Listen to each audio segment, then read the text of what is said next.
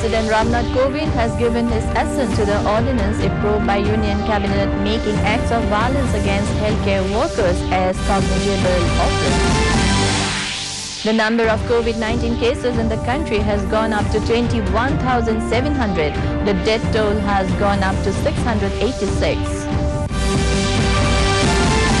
Government decides to freeze dearness allowance to central government employees and pensioners at current rate till July next year. The Kamakhya Devalaya decides not to host the Ambubasi Mela this year in light of the coronavirus pandemic.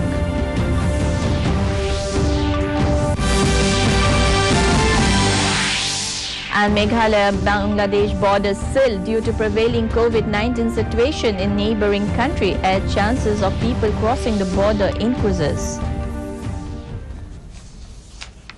Good evening viewers, welcome to the Northeast News Bulletin. This is Monjay, now with the details. The Union Cabinet approved promulgation of ordinance to amend the Epidemic Diseases Act 1897 in the light of COVID-19 pandemic situation, making acts of violence against the healthcare workers as cognizable and non-bailable offences. Honourable President Ramnath Kovind has given his assent to the ordinance. Under it, there is a provision to provide compensation for injury to healthcare service personnel or for causing damage or loss to the property. Briefing the media in New Delhi after the cabinet meeting, Minister of Information and Broadcasting Prakash Javadekar said that health workers who are trying to save the country from this COVID-19 pandemic are unfortunately facing attacks. He also said that in the last 3 months, the government has taken several steps in the wake of COVID-19 pandemic, such as the decision of providing 50 lakh rupees insurance cover each for all healthcare workers, including doctor, nurses and ASHA workers. And the punishment ranges from 3 months to 5 years. Today, Cabinet approved promulgation of an ordinance to amend the Epidemic Diseases Act 1897 in the light of pandemic situation of COVID-19. And this actually protects the whole health fraternity. The ordinance proposes that within 30 days, the investigation will be over. Within 1 year, the decision of the case will be, the final decision will come. And the punishment ranges from 3 months to 5 years.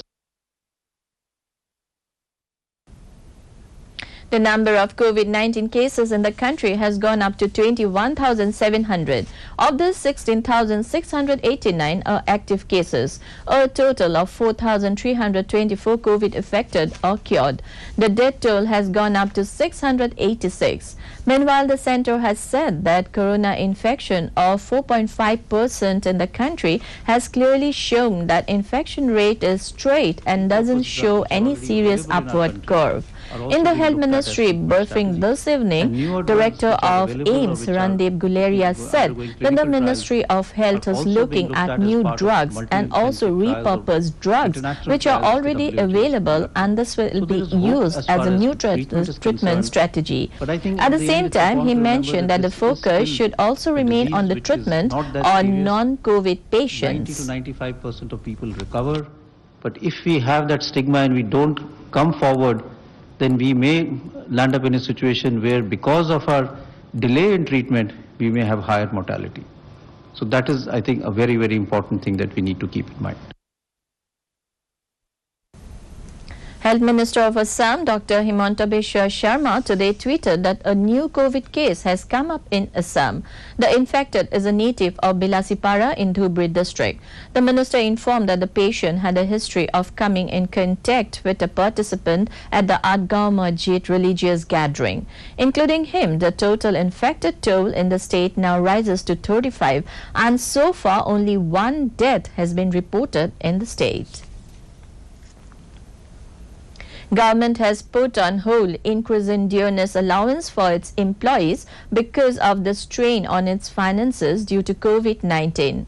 In view of the crisis arising out of COVID-19, it has been decided that additional installment of dearness allowance to employees and dearness relief to pensioners due from 1st of January 2020 shall not be paid. The additional installments of dearness allowance and dearness relief due from 4 July 2020 and 4 January 2021 shall also not be paid.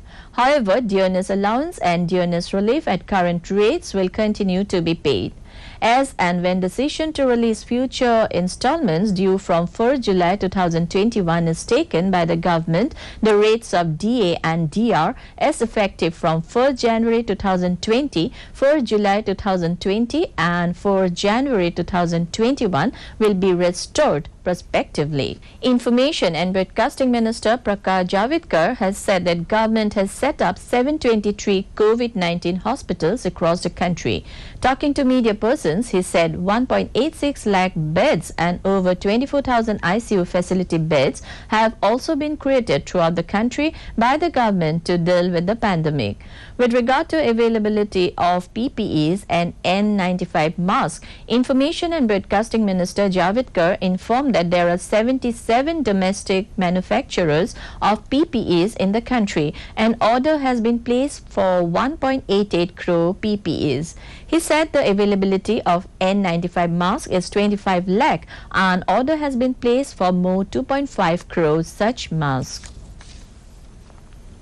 PPEs and N95 mask, which was not produced in our country for 70 years, now are produced in our country, making in In light of the coronavirus pandemic, the Kamakhya Devalaya has decided not to host the Ambubasi Mela this year. The Ambubasi Mela is a religious festival held every year during the monsoon season after the temple remains closed for 3 days to celebrate the yearly menstruation cycle of Ma Kamakhya. Lakhs of pilgrims throng the city for the occasion. However, this year, amidst the corona crisis, devotees will not be allowed to visit the holy shrine, as in a notice issued by the Devalaya. It was informed that only the religious rituals will be performed and no pilgrims would be allowed to visit the temple during the occasion. Also, people who offer rented houses to accommodate pilgrims have been asked not to take any bookings for this year. Meghalaya Home Minister Lakmen Rimboe on Wednesday expressed concern over the prevailing situation in neighboring Bangladesh due to COVID-19 and the chances of people crossing over to the Meghalaya border through the international border. Rimboe said that the union government, state government, BSF and the villages are working in tandem since it is a huge concern for the state. He informed that the border has been sealed and on April 14 he had a meeting with the state DGP, Additional Secretary Home, IGBSF, where it was decided to direct the local police stations, outposts, BSF to coordinate and work together so that nobody from across the border enters Meghalaya.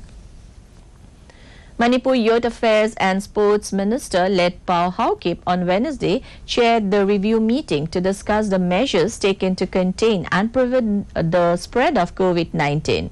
District in charge of the two districts, Chandel and Tengnaupal, he mentioned that the containment efforts are regarded to be of paramount importance in these two districts as they share international territorial boundary with the neighboring country Myanmar.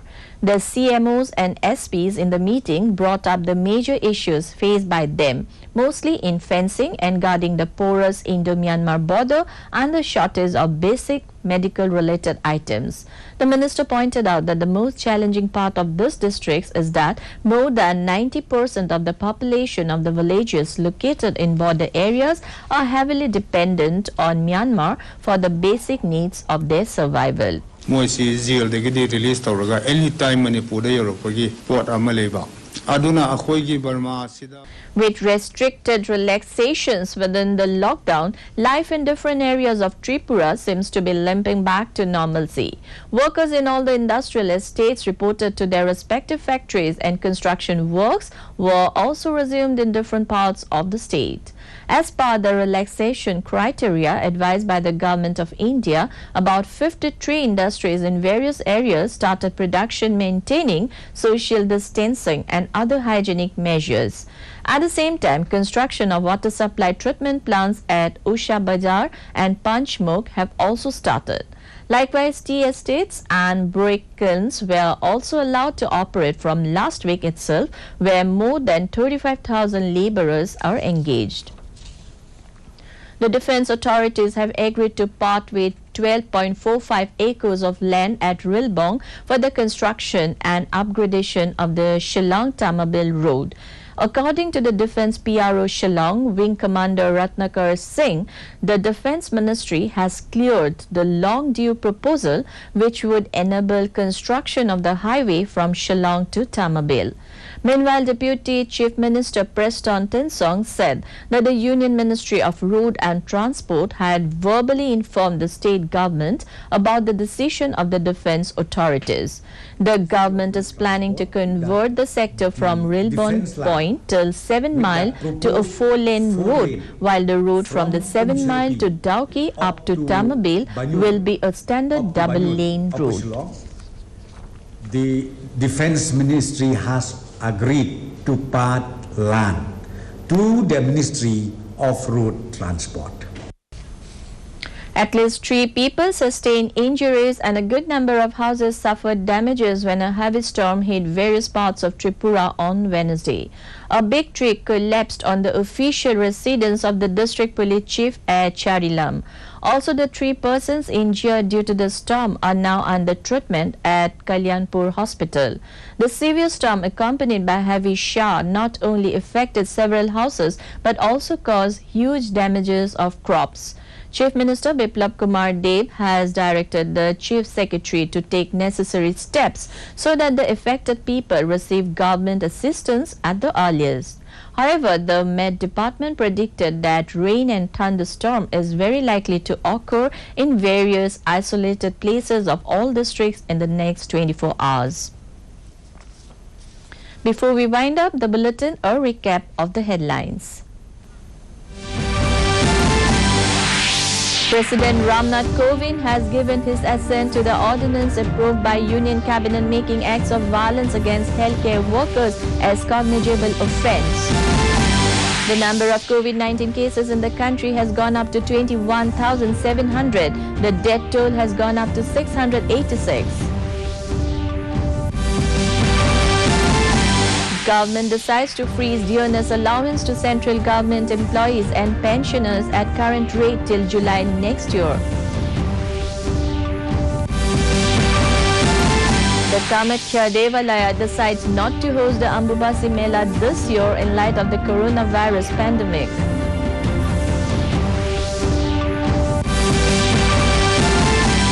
And Meghalaya-Bangladesh border sealed due to the prevailing COVID-19 situation in neighbouring country as chances of people crossing the border increases. That brings us to the end of this evening's bulletin. Thank you for tuning in. Namaskar.